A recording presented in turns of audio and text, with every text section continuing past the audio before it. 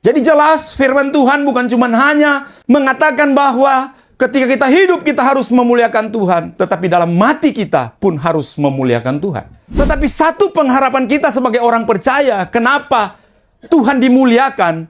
Karena kita akan melihat kepada satu titik iman kita, bahwa Kristus bangkit dan kita juga akan dibangkitkan bersama dengan Dia.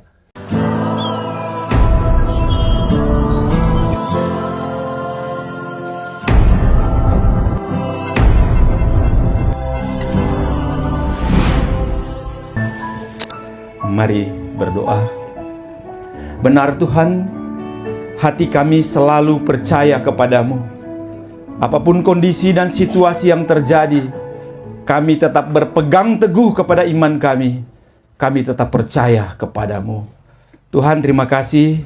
Kami kesempatan ini sebelum menutup peti jenazah dan mengantar akan almarhumah Ibu Nece Gideon ke tempat perhentian terakhir.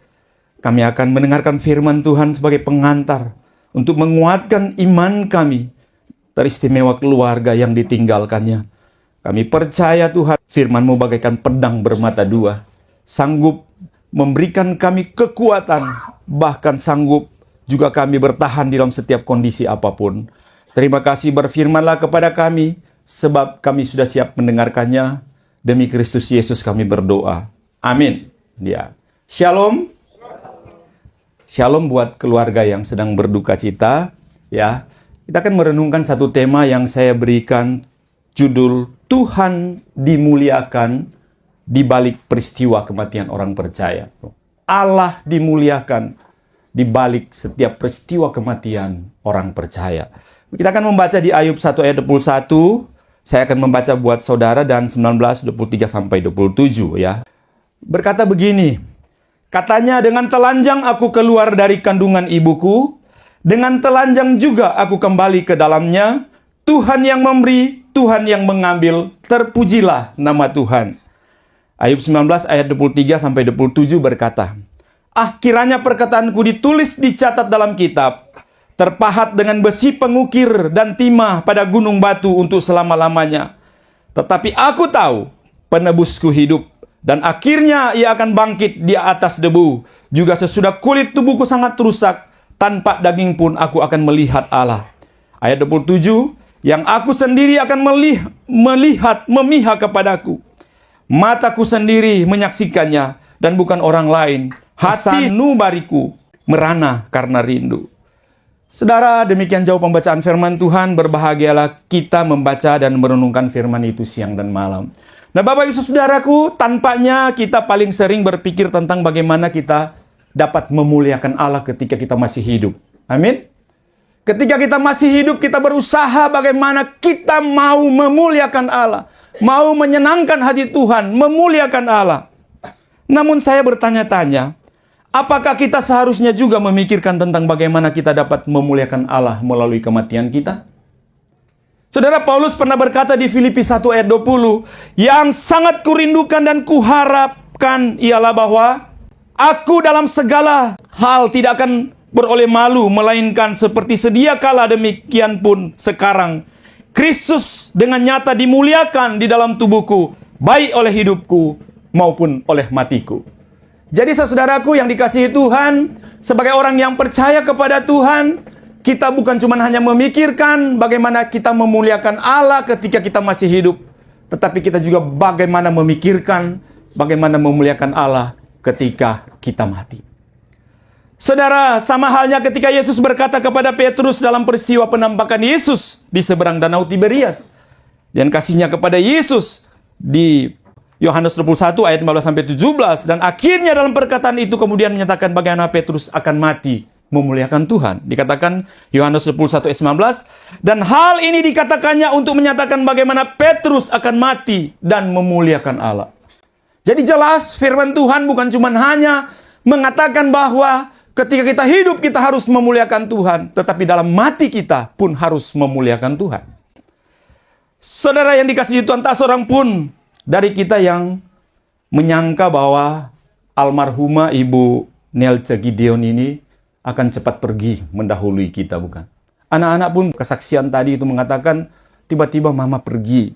Pada waktu kami berkunjung di hari Rabu pas persekutuan doa, dapat kabar dari Labuan bahwa ada anggota jemaat yang sedang sakit di ruang ICU. Kami pergi, hamba-hamba Tuhan berkunjung di sana. Dan kami berdoa. Ibu begitu sehat, walaupun memang ada pengaruh mungkin jantung yang sudah disampaikan tadi karena mungkin diabetes. Tapi senyumnya ketika saya mendoakan beliau, dan beliau menganggukkan, menandakan bahwa siap untuk didoakan. Dan puji Tuhan, beliau, ya kita nggak nyangka beliau bisa sehat, berdiri, dan tadi sudah disaksikan oleh anak-anak, beliau itu bisa bercengkrama bahkan ya. Tetapi siapa yang tahu kehidupan manusia? Ya, saudara-saudaraku, kematian itu bukan hanya mendukakan keluarga, tetapi juga kita semua. Nah, berarti bagi kita yang masih hidup harus tahu setiap manusia akan menghadapi kematian kapanpun. Kita tidak pernah tahu. Saudara, Ayub adalah salah satu contoh orang yang bukan hanya memikirkan kehidupan kesuksesan di dunia. Ya, keluarga, usaha, pekerjaan, tapi prinsip kehidupan adalah hidup dan mati harus memuliakan Allah. Kita bingung bagaimana sih cara kita mati memuliakan Allah. Nah, saudara-saudaraku, bagaimana kita memahami bahwa Allah dimuliakan ketika orang percaya pergi meninggalkan dunia ini? Yang pertama, saudaraku, hidup itu berasal dari Allah dan akan kembali kepada Allah. Berarti dari poin ini kita akan melihat satu perspektif tentang kedaulatan Allah di dalam kehidupan manusia. Ayub mengatakan di dalam Ayub 1 ayat 21 jelas sekali. Dia mengatakan, dengan telanjang aku keluar dari kandungan ibuku, dan dengan telanjang aku akan kembali ke dalamnya. Tuhan yang memberi, Tuhan yang mengambil, terpujilah nama Tuhan.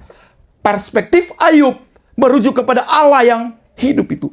Allah yang adalah roh yang tidak kelihatan, tetapi dia percaya bahwa seluruh keberadaan hidupnya itu berasal dari Allah.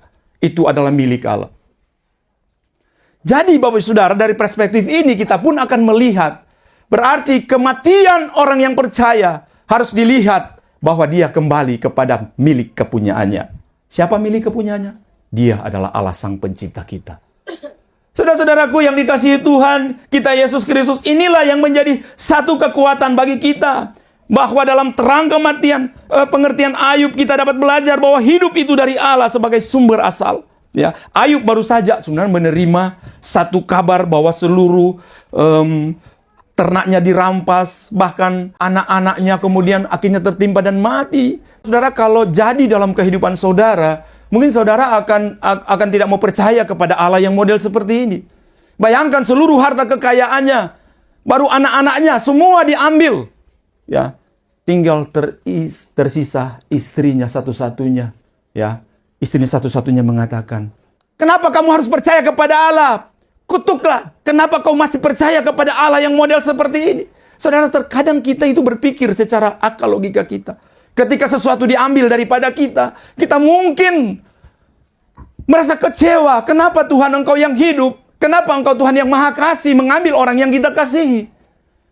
Tetapi Ayub mengatakan kepada istrinya, masa akan kita cuma hanya menerima hal yang baik dari Allah?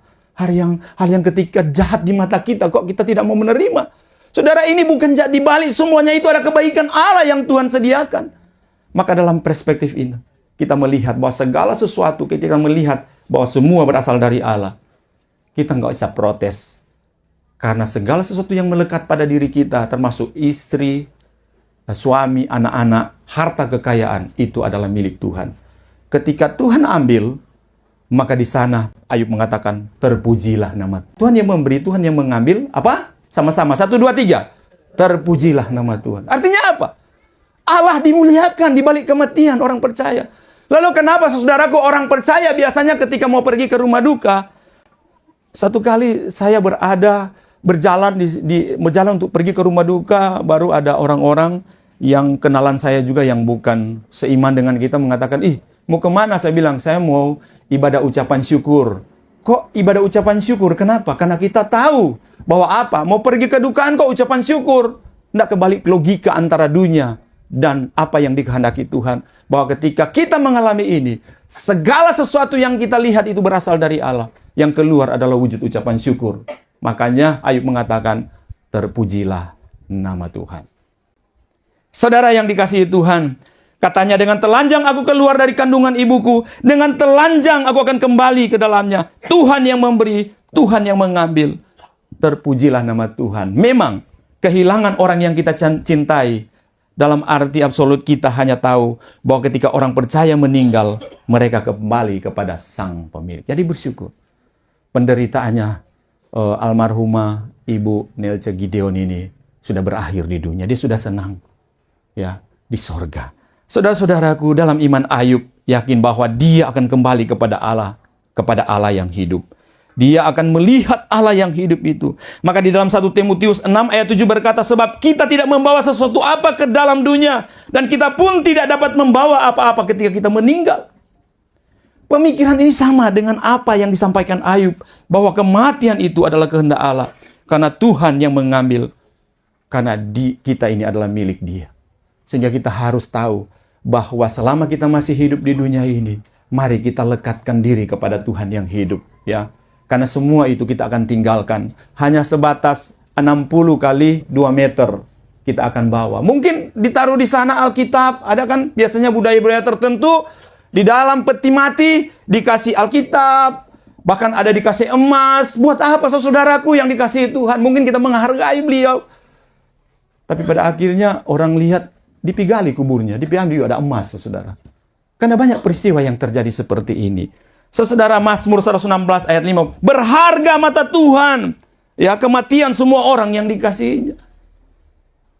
Saudara, itulah kemudian mengatakan di dalam iman Kristen, nilai kita itu berharga di mata Tuhan. Ya, Allah menghargai kematian umatnya. Karena melalui kematian, Tuhan mengambil milik kepunyaan sendiri. Dan kemuliaan Tuhan ada di dalamnya. Saudara-saudaraku yang dikasihi Tuhan, maka saudaraku, Filipi 1 ayat 20 mengatakan, yang sangat kurindukan dan kuharapkan ialah bahwa dalam segala hal tidak akan beroleh malu. Aku tidak beroleh melainkan seperti sedia kala, demikian pun sekarang Kristus dengan nyata dimuliakan dalam tubuhku, baik oleh hidupku maupun oleh matiku. Yang pertama, bagaimana kematian orang percaya itu memuliakan Tuhan, melihat perspektif bahwa ketika orang meninggal, dia kembali kepada Tuhan. Dan yang terjadi adalah memuliakan Tuhan. Allah yang berdaulat. Kita tinggikan Allah seperti yang kita lakukan sekarang ini. Ya, kita tahu bahwa kita berasal dari Tuhan. Yang kedua, Allah menjamin ada kehidupan setelah kematian. Saudara-saudaraku, di dalam Ayub 14 ayat 14 berkata, kalau manusia mati, dapatkah ia hidup lagi? Ini pertanyaan. Ya, pertanyaan Ayub itu dengan jelas, kalau manusia mati, dapatkah ia hidup lagi? Secara kenyataan, logika kita berpikir, saudara, orang mengatakan, bisakah kita hidup lagi? Maka aku akan menaruh harap selama hari-hari pergumulan sampai tiba giliranku. Dan selanjutnya dikatakan ayat 25, tetapi aku tahu, tidak putus di situ. Ayub langsung menulis dan mendapatkan jawaban ketika kita bertanya. Ketika dia bertanya, kalau manusia mati, dapatkah ia hidup lagi? Lalu ayat 25 Ayub mengatakan, tetapi aku tahu. Kata aku tahu berbarengan dengan ayat I believe, aku percaya. Aku tahu. Dalam bahasa aslinya bisa diterjemahkan aku percaya dan aku meyakini. Tetapi aku tahu siapa? Penebusku hidup dan akhirnya ia akan bangkit di atas debu. Inilah satu harapan bahwa Ayub kurang lebih 2000 tahun, 1800 tahun sebelum Kristus lahir, dia sudah mengagungkan satu kalimat nubuatan, kalimat satu kepercayaan bahwa penebusnya hidup dan itu merujuk kepada Kristus yang kemudian dikatakan bahwa akulah jalan kebenaran dan hidup. Tidak ada seorang pun yang datang kepada Bapa kecuali melalui aku. Dan ini adalah satu kalimat yang sangat luar biasa yang diberikan oleh Ayub untuk memberitahukan tentang iman kepercayaannya kepada Allah yang hidup, bukan Allah yang mati. Saudara-saudaraku, ketika Ayub bertanya, kalau manusia mati dapatkah ia hidup? Pertanyaan jelas, kemudian dibalas, yang aku tahu penebusku hidup. Artinya, jawabannya langsung segera dapatkan. Ayub yakin, kalaupun tubuhnya hancur karena penyakit yang dia derita. Di dalam konteks budaya pada waktu itu, kalau orang dapat penyakit kusta, penyakit borok, dia harus diasingkan dari desa atau dari kampung atau dari kota. Diasingkan. Dan Ayub mengalami itu. Dia tahu bahwa tubuhnya tidak lama lagi karena sakit yang dia derita. Dan akhirnya mengatakan, kalau aku mati, dapatkah aku hidup?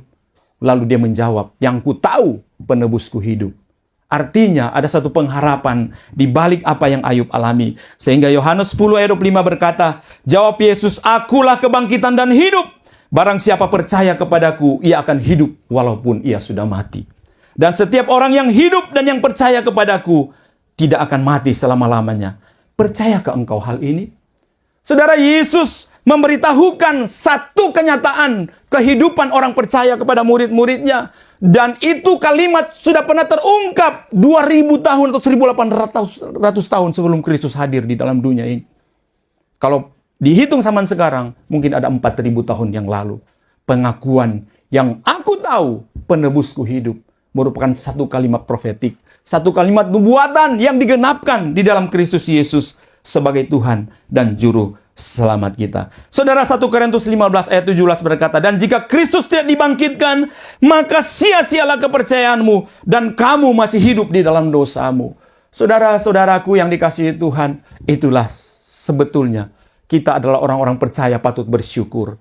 Maka kecukupan di dalam Kristus merupakan satu kenyataan bahwa ketika kita mengalami banyak hal di dalam dunia ini, tidak ada alasan untuk kita tidak bersyukur. Tidak ada alasan untuk kita memuliakan Tuhan, termasuk di dalam kematian saudara. Ketika saudara mati, meninggalkan dunia ini, maka nama Tuhan yang dimuliakan. Kenapa? Karena Tuhan pemilik hidup. Dan yang kedua, karena Tuhan kita bukan Tuhan yang mati, tetapi Tuhan yang hidup. Kita tidak menyembah kepada berhala. Kita tidak menyembah kepada dewa-dewa. Tapi kita menyembah kepada Allah yang hidup di dalam Kristus Yesus. Amin, Bapak Saudara. Dan biarlah keluarga di tempat ini yang sedang berduka mendapatkan penghiburan yang sejati. Yang ketiga, yang terakhir. Kematian orang percaya membawa kepada keyakinan bahwa kita pasti akan melihat asa Allah secara nyata. Saudara, kalau pada saat kita berada sekarang ini, saudara dapat melihat Allah secara real. Allah adalah roh. Dan kita tidak pernah bisa dapat melihat Allah. Kecuali kita hanya merasakan, hanya percaya bahwa kehadiran Allah ada pada kita, tapi kita tidak melihat Allah secara kasat mata. Tetapi kelak ketika dikatakan di dalam Ayub 19 ayat 26 dan 27 mengatakan, tanpa daging pun aku akan melihat Allah. Tanpa daging pun. Berarti ketika kita mati, kita adalah roh dan kita akan bertemu dengan Sang Pemilik. Dan di sanalah kemudian kita akan melihat Allah secara langsung. Bukan cuma itu. Ayub sadar bahwa tubuh fisiknya akan hancur demikian. Dimakan ulat. Dimakan ulat juga kau, gitu kata orang Batak gitu loh. Kata mati, sudah tidak ada apa lagi. Tetapi satu pengharapan kita sebagai orang percaya. Kenapa Tuhan dimuliakan? Karena kita akan melihat kepada satu titik iman kita. Bahwa Kristus bangkit. Dan kita juga akan dibangkitkan bersama dengan Dia. Itu satu kekuatan kita. Nanti kelak, ketika Tuhan datang yang kedua kali, semua orang percaya akan dibangkitkan. Dan firman Tuhan berkata di 1 Korintus 13 ayat 12, karena sekarang kita melihat dalam gambaran yang samar-samar seperti dalam cermin. Tetapi nanti, ini berkaitan dengan sesudah kita mati. Nanti, kita akan melihat muka dengan muka. Sekarang aku hanya mengenal dengan tidak sempurna. Tetapi nanti aku akan mengenal dengan sempurna seperti aku sendiri dikenal. Saudara-saudara, Ayub 19:27 menjanjikan sebuah realitas objektif bahwa kita akan melihat Allah secara nyata. Bukan lagi seperti gambar. Kalau kita orang percaya kan tahu bahwa Allah itu digenapkan dalam Kristus Yesus. Kemudian ada foto-foto Tuhan Yesus. Nah, tapi kita akan melihat secara real. Banyak kesaksian orang yang bertemu dengan Yesus dan menggambarkan secara visualisasi. Tapi itu pun belum objektif, saudaraku. Hanya ketika kita mati dan pergi ke tempatnya, kita akan bertemu muka dengan muka dan melihat Allah kita yang sebenarnya objektif, real. Dan Dia itu Allah yang hidup. Saudara yang dikasihi Tuhan kita Yesus Kristus, 1 Yohanes 3 ayat 2 berkata, saudara-saudaraku yang kekasih, sekarang kita adalah anak-anak Allah.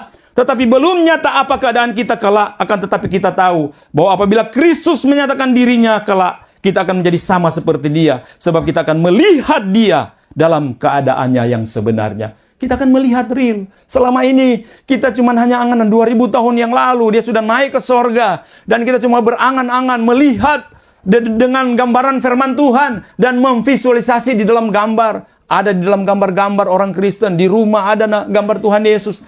Tapi real objektif ketika kita mati, pergi ke sana, kita akan melihat muka dengan muka. Dan itu kenyataan, kita akan dibangkitkan bersama-sama, kita akan terus bersama-sama dengan Tuhan. Filipi 1 ayat 23, aku didesak dari dua pihak, aku ingin berangkat dan diam bersama-sama dengan Kristus. Saudara, kematian orang percaya adalah kepulangan untuk menyaksikan kemuliaan Tuhan secara langsung. Dan ini adalah hal yang luar biasa. Dan akhirnya di Wahyu 22 ayat 4 berkata, dan mereka akan melihat wajahnya. Wahyu 22 ayat 4. Dan mereka akan melihat wajahnya dan namanya akan tertulis di dahi mereka. Matius 5 ayat 8, berbahagialah orang yang suci hatinya karena mereka akan melihat Allah. Saudara-saudaraku, tentukan ketika kita berada di dalam pergumulan sekarang ini, keluarga yang sedang berduka, kita semua yang sedang berduka, teristimewa anak-anak dan cucu berduka atas kehilangan mama, omah kami yang tercinta, almarhumah Ibu Nelce Gideon. Dan kita tahu sedih memang kehilangan orang yang kita cintai. Tetapi satu hal yang perlu kita lihat, bahwa di balik kematian, kemuliaan Tuhan dinyatakan. Jadi maka berbahagialah saudara. Ya, jangan takut. Biasanya kalau kita di dalam tradisi tertentu berbicara soal kematian, nggak usah dihapus. Dihapus saja kematian. Ada seorang raja minyak, kemudian dia takut dengan kematian. Dia suruh ketika ada koran datang, dia suruh hapus semua kata mati di koran. Baru baca, dia baca. Dia sudah terpapar sakit di kursi roda, raja minyak dari Amerika. Dia tidak takut mati. Dengan segala pertolongan teknologi membuat dia bisa bertahan hidup. Tapi yang namanya kematian dia takut. Tapi saudara dan saya sebagai orang yang percaya, jangan takut dengan kematian. Karena kematian di dalam kitab Wahyu hanya seperti istirahat. Berarti istirahat, kita akan dibangunkan kembali. Dan kemudian kita akan melihat muka dengan muka. Kiranya firman Tuhan ini memberikan satu kekuatan bagi keluarga yang sedang berduka. Kita belajar kematian bagi orang percaya bukan berarti selesai. Melainkan sampai kepada satu tujuan. Di mana nanti kelak kan giliran kita. Kita semua sudah tiket. Kita sementara antri. Di kapal, kalau biasanya kita naik pesawat, biasanya ngantri. Siapa yang duluan kasih, ya dia terus pergi. Di Pelni juga ada ngantri. Di mana-mana pun ngantri. Kita sudah ada tiket. Cuman kapan kita akan pergi, Tuhan yang tahu. Ya. Jadi kita harus menerima karena kematian itu pasti. Jadi saudaraku yang dikasihi Tuhan, mari kemuliaan Tuhan tidak meredup di lubang kubur. Justru di sanalah janji kebangkitan bersinar paling terang. Tuhan memberkati kita.